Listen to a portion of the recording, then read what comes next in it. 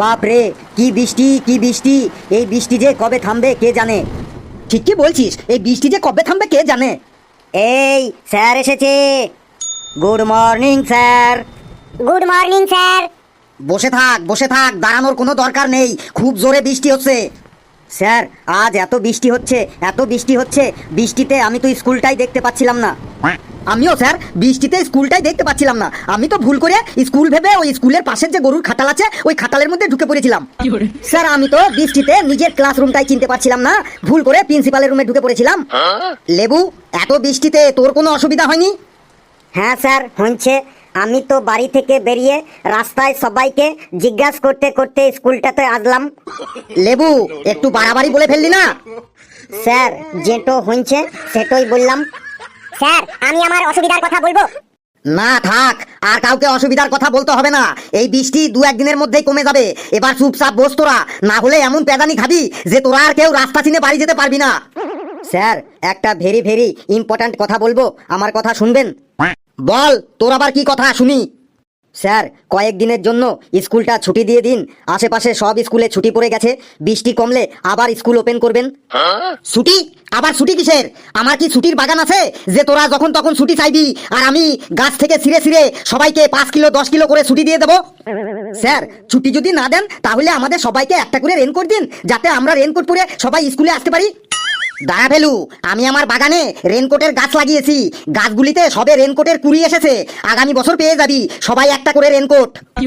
Sir, যদি ছুটিও না দেন, রেনকোটও না দেন, তাহলে আমাদের অন্তত একটা করে তিরপল মানে তাঁবু দেওয়ার ব্যবস্থা করুন, যাতে আমরা এই বৃষ্টিতে ওই তাঁবুটো গায়ে জড়াইয়ে স্কুলে আসতে পারি। হ্যাঁ স্যার, লেবু ঠিকই বলেছে, আমাদের সবাইকে একটা করে তাঁবু দেওয়ার ব্যবস্থা করুন। হ্যাঁ স্যার, হ্যাঁ স্যার, তাঁবু দিন, তাঁবু দিন।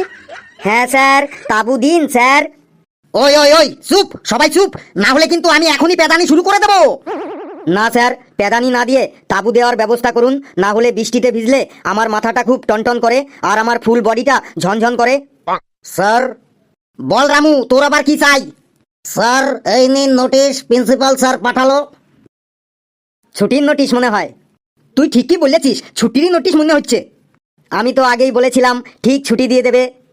ধীরে রাধে সুস্থে খায়, দেরি হলেও অন্তত ছুটির নোটিশটা তো এলো। সবাই শান্ত হ, আর আমার কথাগুলো সবাই কান খাড়া করে শোন। হ্যাঁ স্যার, নোটিশটো তাড়াতাড়ি পড়ে শোনান। নোটিশটো শোনার জন্য আমার কানটো প্রথম থেকেই খাড়া হয়ে আছে। স্যার, এই নোটিশটা শোনার জন্য আমার কান দুটি 1 সপ্তাহ ধরে খাড়া হয়ে আছে। তাড়াতাড়ি পড়ুন স্যার নোটিশটা। শোন, প্রিয় গুণধর ছাত্রছাত্রীরা, সবাইকে জানানো হচ্ছে যে নতুন বছরের ক্লাস শুরু হয়েছে 6 মাস হয়ে গেল, কিন্তু তোমরা এখনো তোমাদের স্কুল ফিস জমা করনি। তোমাদের কঠোরভাবে জানানো হচ্ছে যে আগামী 7 দিনের মধ্যে তোমরা তোমাদের স্কুল ফিস প্রিন্সিপাল অফিসে জমা করে দেবে। যে ছাত্র 7 দিনের মধ্যে ফিস জমা না করবে তার নাম কেটে তাকে ধাক্কা দিয়ে স্কুল থেকে তাড়িয়ে দেওয়া হবে। এটি তোমাদের সকলের আদরের প্রিয় প্রিন্সিপাল স্যার।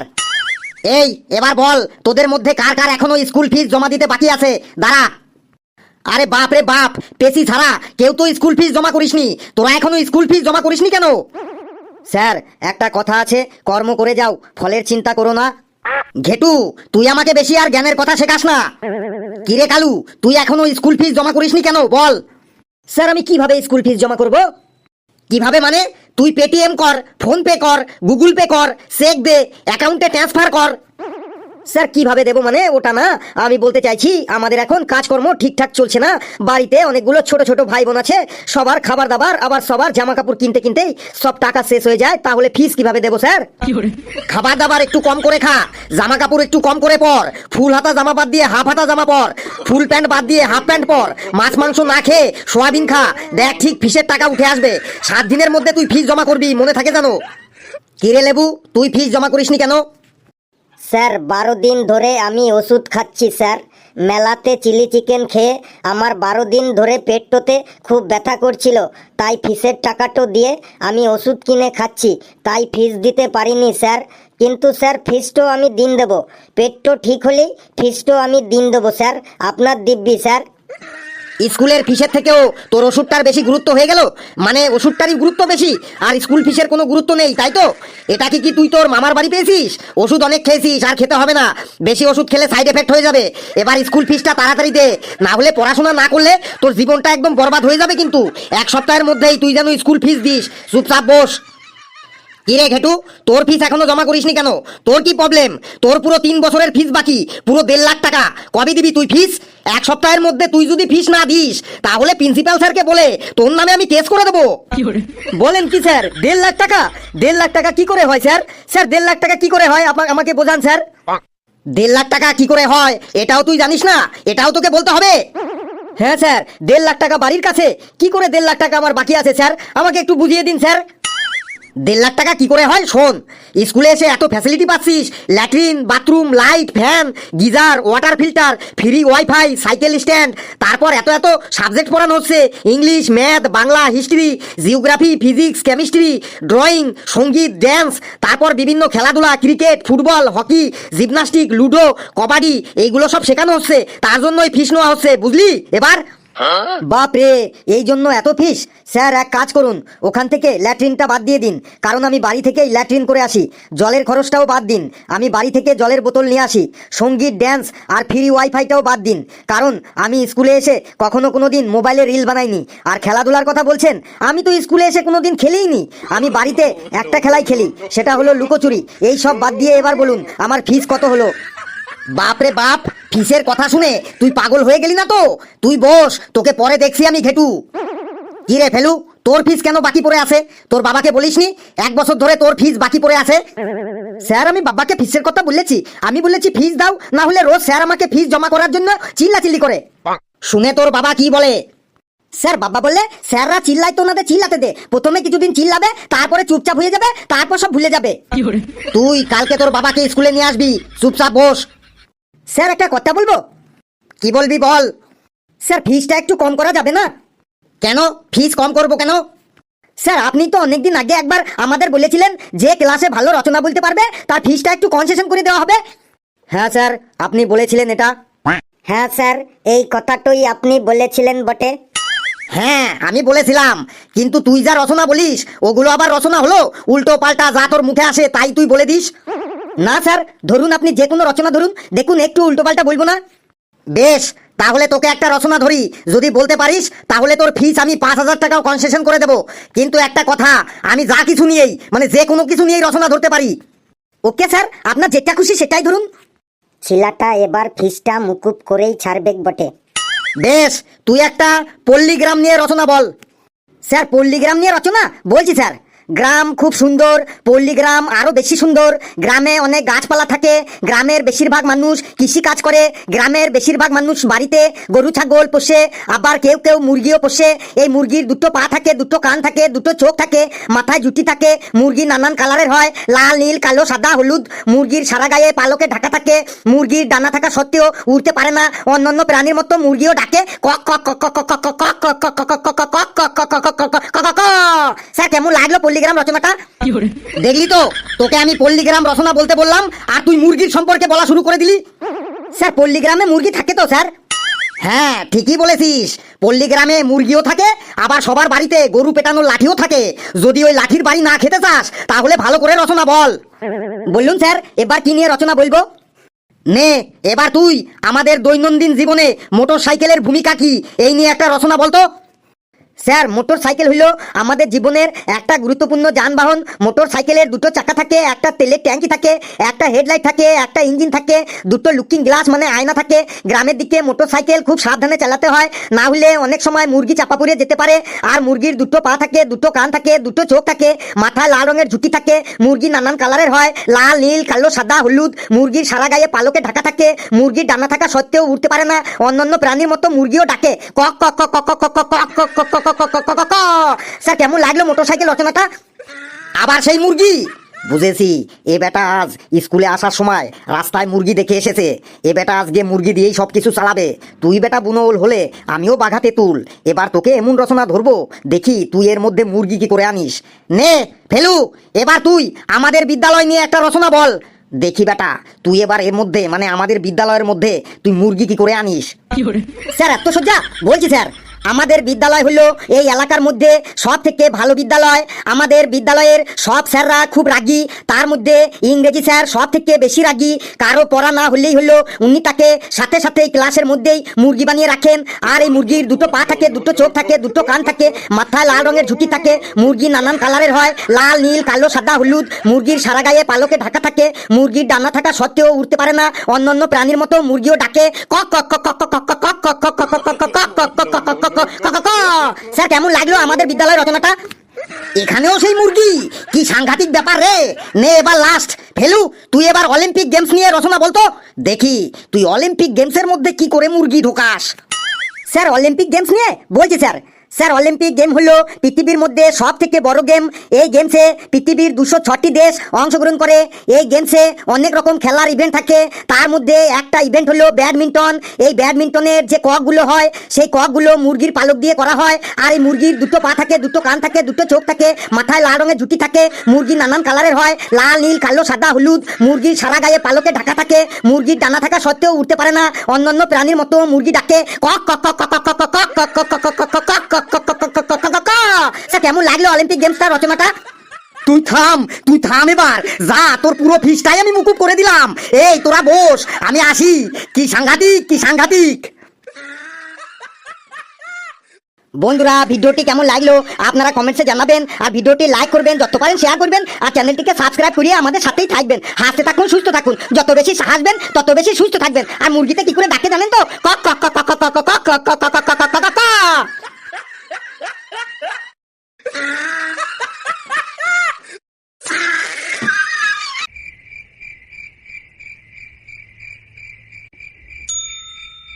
কিরে সবাই চুপচাপ বসে আছিস যে? প্রতিদিন লেবুর গানের আওয়াজ শুনি, আজ হঠাৎ লেবু এত ভদ্র হয়ে গেল কি করে? স্যার আপনি প্রতিদিন লেবুকে বকাবকি করেন তো, তার জন্য মনে হয় লেবু আজ গান গাইছে না। তাই নাকি রে লেবু? আমি বকাবকি করি বলে তুই গান গাইছিস না? হ্যাঁ স্যার, সেইটাই বটে। বেশ, আজ আর তোকে বকবো না। লেবু তুই একটা সুন্দর দেখে একটা দুঃখের গান শোনাতো, প্রচন্ড দুঃখের গান। লেবু ভাই এমন একটা দুঃখের গান শোনাতো যাতে গান শুনে স্যারের চোখে জল চলে আসে। শোনা শোনা, চোখে জল চলে আসলেও আজ কোনো প্রবলেম নেই, আজ আমি নতুন রুমাল নিয়ে এসেছি। এই তোরা সবাই বস, আর লেবু তুই গান স্টার্ট কর। শোনাচ্ছি স্যার। যাবি যেদিন শ্মশান ঘাটে, নাগর দোলায় চোরে। যাবি যেদিন শ্মশান ঘাটে, নাগর দোলায় চোরে।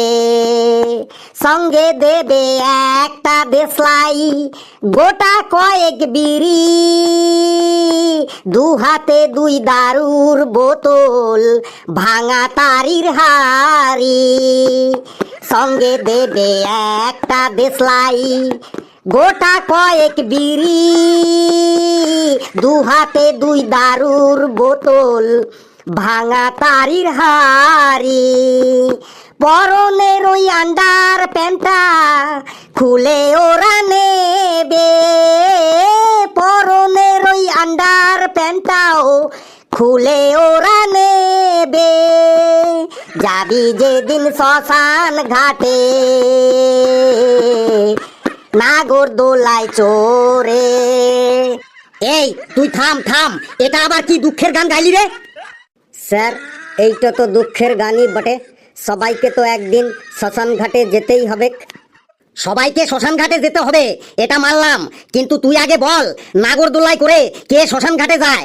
তারপর দেশলাই, বিড়ির প্যাকেট, দারুর বোতল, তারির হাড়ি কার সঙ্গে দেয়? তুই আগে এটা বল আমাকে। স্যার শ্মশান ঘাটে তো হাড়ি ফাটাইতে হয়।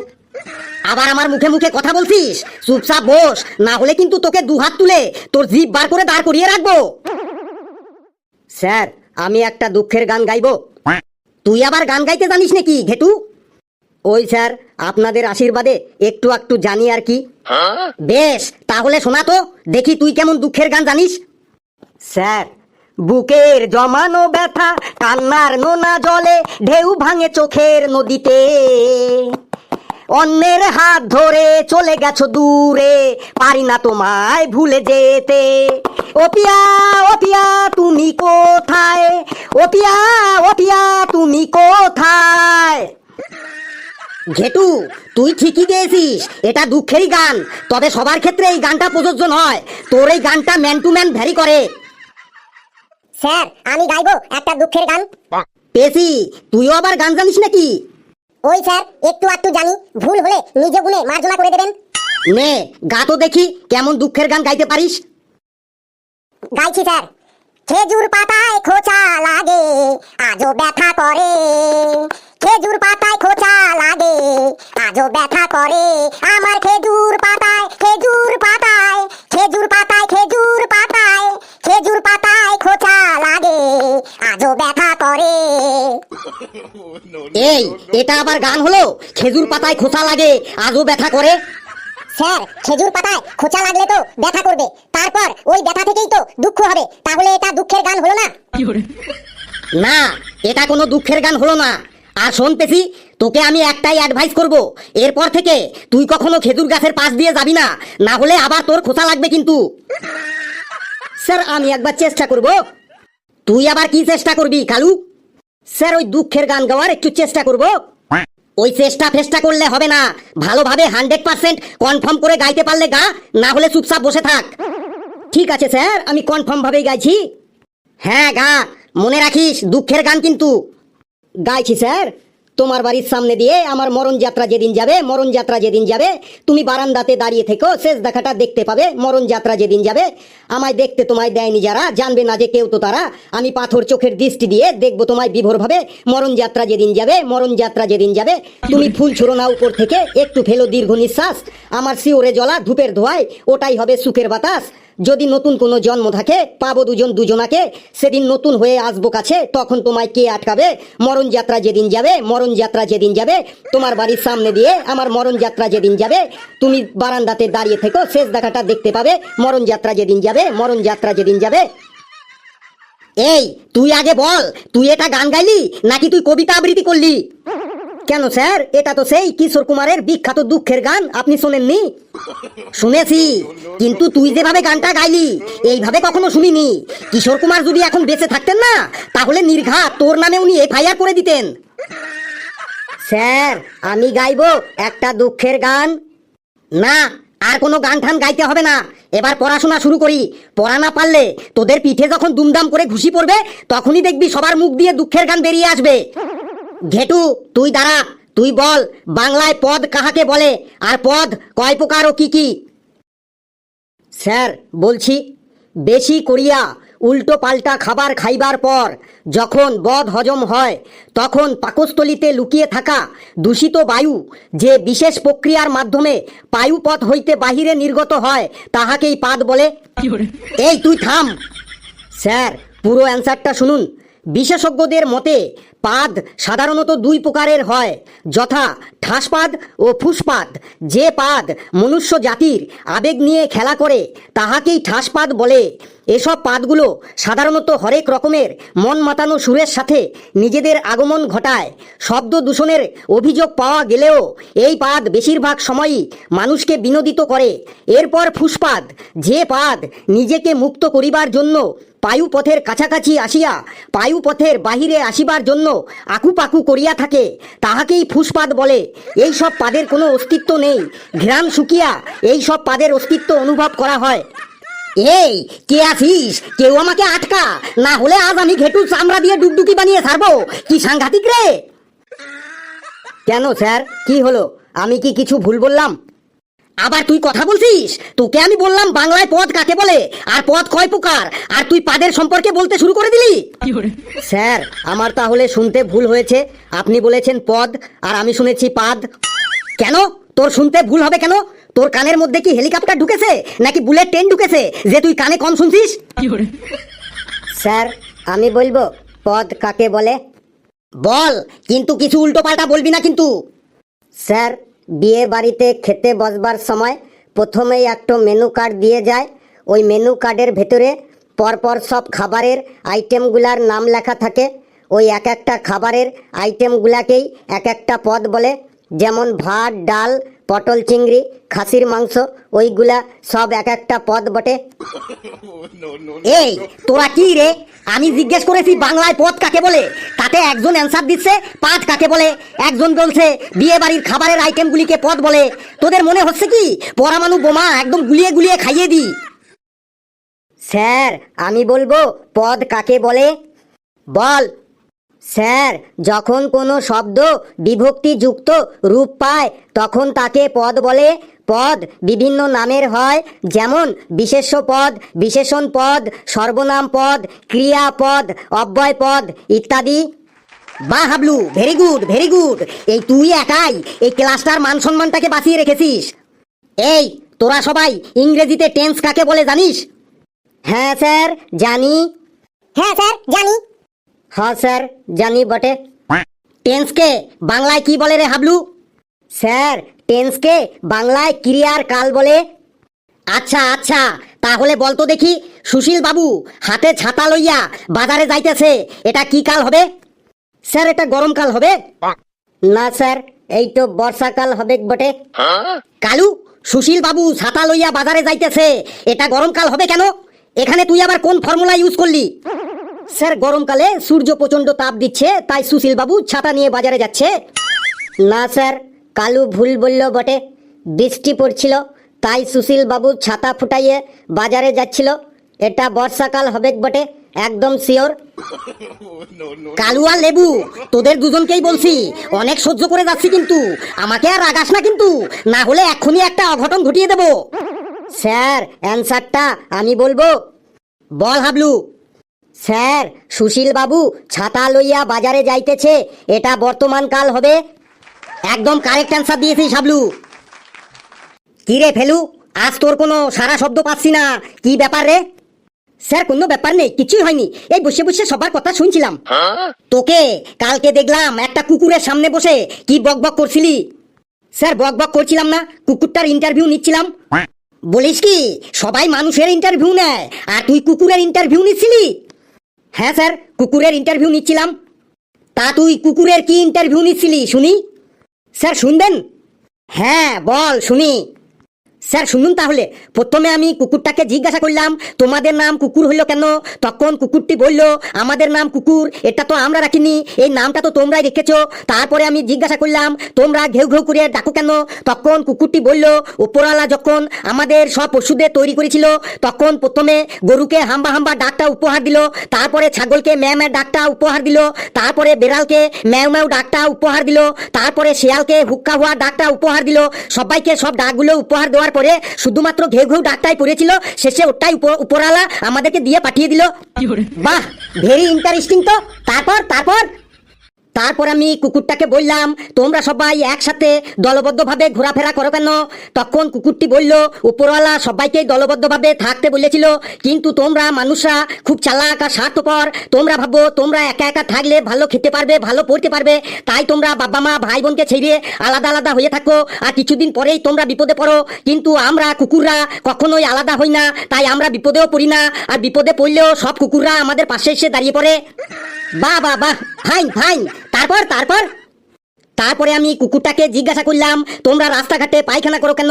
তখন কুকুরটি বলল, কেউ তো আর আমাদেরকে বাথরুমে পায়খানা করতে দেয় না, তাই বাধ্য হয়েই আমরা রাস্তাঘাটে পায়খানা করি। তুই বলে যা, তুই বলে যা। তারপর আমি কুকুরটাকে জিজ্ঞাসা করলাম, তোমরা একটু কাটা খাবার খাও কেন? তখন কুকুরটি বলল, তোমরা একটু কাটা খাবার আমাদের দাও, তাই আমরা একটু কাটা খাবার খাই। যদি ভালো ভালো খাবার দাও তাহলে কালকে থেকেই আমরা ভালো ভালো খাবার খাবো। তারপর তারপর তারপর আমি কুকুরটাকে জিজ্ঞাসা করলাম, তোমরা প্রস্রাব করার সময় এক পা তুললে উঁচু করে দেওয়ালে ঠেকিয়ে প্রস্রাব করো কেন? তখন কুকুরটি বলল, প্রস্রাব করার সময় যদি দেওয়ালটা ভেঙে গায়ের উপর চাপা পড়ে যায়, তার জন্য আমরা আগে থেকেই দেওয়ালটাকে পা দিয়ে ঠ্যাংনা দিয়ে রাখি, যাতে প্রস্রাব করার সময় দেওয়ালটা ভেঙে গায়ে না পড়ে। তাই নাকি? এটা জানতাম না তো। তারপর তারপর আর কি বললো? তারপরে আমি কুকুরটাকে জিজ্ঞাসা করলাম, তোমাদের লেজটা ওই রকম বাঁকা পড়া হয় কেন? তখন কুকুরটি বলল, ওটা আমি জানি না, আমার বাবা জানে। Very interesting very interesting. তারপর তারপর তুই বলে যা। তারপরে কুকুরটি আমাকে বলল, তোমাকে অনেক কোশ্চেনের অ্যান্সার দিয়েছি, এবার আমাকে ছেড়ে দাও। ওই দেখো আমার বন্ধু বান্ধবরা আমাকে ঘেউ ঘেউ করে ডাকতে এসেছে। তখন আমি কুকুরটাকে লাস্ট কোশ্চেন করলাম, বললাম, মানুষের প্রতি তোমাদের কোনো রাগ আছে? তখন কুকুরটি বলল, মানুষের প্রতি আমাদের কোনো রাগ নেই, তবে একটু অভিমান আছে। আমি জিজ্ঞাসা করলাম, মানুষের প্রতি তোমাদের অভিমানটা কি শুনি?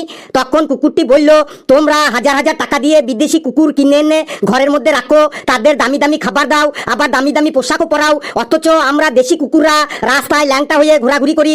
তোমরা পোশাক তো দূরের কথা, একটু ভালো মতো খাবারও দিতে চাও না। কখনো কখনো বিয়ে বাড়ি বা ভোজ বাড়িতে গেলে আমাদের লাঠি দিয়ে মেরে তাড়িয়ে দাও, আবার কোনো কোনো বাড়িতে গরম জলও ছুঁড়ে ছুঁড়ে মারো।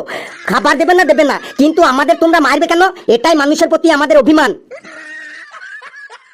বাহ ফেলু, বাহ, এক্সেলেন্ট এক্সেলেন্ট, চমৎকার চমৎকার ইন্টারভিউ। ফেলু, তুই আজ বাড়ি যাবার সময় ক্যান্টিন থেকে আমার নাম করে 1 প্লেট মটন বিরিয়ানি খেয়ে যাস, সাথে 1 প্লেট চিকেন চাপও নিস। এই তোরা বস, আমি আসি। বন্ধুরা, ভিডিওটি কেমন লাগলো আপনারা কমেন্টসে জানাবেন, আর ভিডিওটি লাইক করবেন, যত পারেন শেয়ার করবেন, আর চ্যানেলটিকে সাবস্ক্রাইব করে আমাদের সাথেই থাকবেন। হাসতে থাকুন, সুস্থ থাকুন, যত বেশি হাসবেন তত বেশি সুস্থ থাকবেন। সকলে খুব খুব ভালো থাকবেন।